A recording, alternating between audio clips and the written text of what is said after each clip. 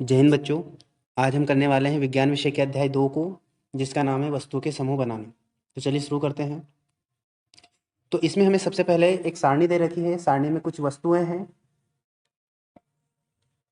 और उसके सामने जिस पदार्थ से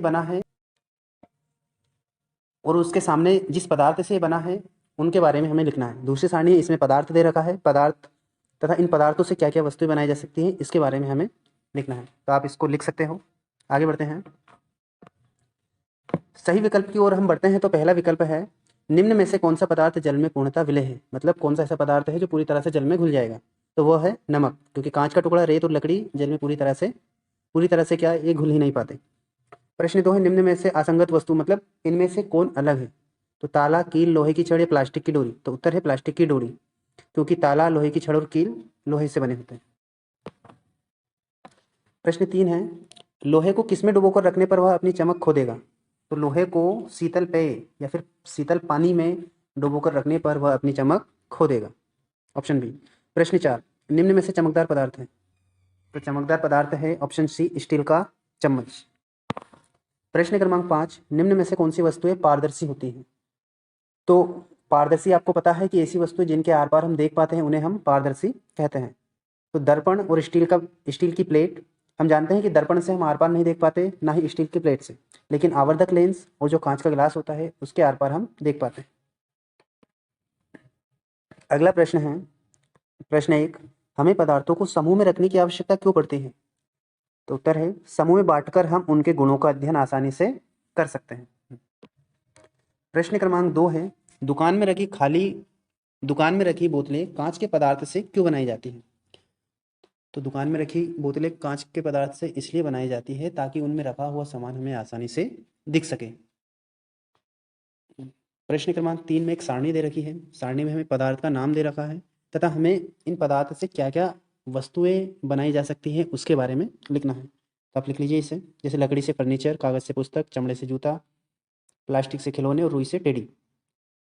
अगला प्रश्न है, पदार्थों को किस आधार पर समूह में बांटा जाता है। तो उत्तर है, पदार्थों को उनके गुणों में समानता के आधार पर बांटते हैं। अगला प्रश्न है, कठोर या कोमल पदार्थ की पहचान किस प्रकार की जा सकती है। तो आइए देखते हैं। तो वे पदार्थ जो आसानी से दबाए, खरोंचे या तोड़े जा सकते हैं कोमल पदार्थ कहलाते हैं, जैसे कि मोमबत्ती। अब कठोर पदार्थ किसे कहते हैं। तो वे पदार्थ जिन्हें संपीड़ित करना या फिर दबाना या तोड़ना मुश्किल होता है उन्हें हम कठोर पदार्थ कहते हैं, जैसे पत्थर का टुकड़ा, लोहे की छड़ आदि।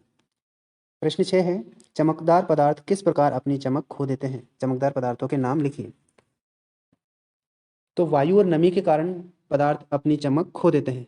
कैसे खो देते हैं। वायु और नमी के कारण उनमें धीरे धीरे जंग लगने लगता है और जंग की वजह से वो अपनी चमक खो देते हैं, जैसे कि तांबा और एल्यूमिनियम। प्रश्न 7 है, निम्नलिखित द्रव जल में पूर्ण रूप से मिश्रित होते हैं या नहीं।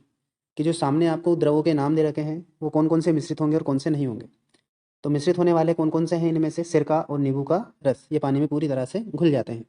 और मिश्रित नहीं होने वाले हैं सरसों का तेल, नारियल का तेल और केरोसिन, ये सब पानी पर तैरते हैं। प्रश्न 8 है, प्रश्न 8 में हमें एक तालिका दे रखी है। तालिका में हमें पदार्थ के नाम दे रखे हैं। हमें बताना, दिए हुए पदार्थ तालिका जल में पूरी तरह से घुल पाते हैं या नहीं। तो आपको पता है नमक पूरी तरह से घुल जाता है, चीनी भी घुल जाती है, बालू बालू पानी में पूर्णतः नहीं घुल पाती, चौक पाउडर तो ये भी लुप्त नहीं होता है, लकड़ी का बुरादा तो ये भी पानी में या फिर जल में पूर्णतः लुप्त नहीं होता। अगला प्रश्न है 9, पारदर्शी, अपारदर्शी तथा पारभासी को उदाहरण सहित समझाइए। तो पहले हम पारदर्शी को समझ लेते हैं। जैसे आपको पता है कि जिन वस्तु के आर पार हम देख सकते हैं उन्हें हम पारदर्शी कहते हैं, जैसे हवा, कांच आदि। अगला शब्द है अपारदर्शी। तो अपारदर्शी क्या होते हैं। तो अपारदर्शी वे होते हैं जिनके आर पार हम नहीं देख पाते, उदाहरण लोहा, मिट्टी, एल्यूमिनियम या फिर अन्य पदार्थ। अब आते हैं पारभासी पर। तो पारभासी वे पदार्थ होते हैं जिन्हें हम देख तो सकते हैं लेकिन स्पष्ट उनके अंदर से हम नहीं देख पाते, जैसे तेल लगा हुआ कांच। तालिका में दी गई वस्तु को जल में डालकर बताइए कि कौन सी वस्तु जल में तैरती है अथवा नहीं। तो सारणी में वस्तु के नाम दे रखे हैं, हमें ये बताना है कि कौन सी वस्तु तो तैरेगी और कौन सी नहीं। तो आपको पता है लकड़ी पानी पर तैरती है, तांबे का तार डूब जाता है, चाक के टुकड़े डूब जाते हैं, प्लास्टिक की गेंद तैरती है, नारियल का तेल तैरता है, कंचे डूब जाते हैं, कांच तैरता है, स्पंज रुई ये भी तैरता है, कांच का टुकड़ा डूब जाता है और सिक्का भी डूब जाता है। अब आपके आगे हैं प्रोजेक्ट कार्य जो आपको घर से खुद को करके लाने हैं। उम्मीद है आप अच्छे से पढ़ाई कर रहे होंगे। सभी को जय हिंद।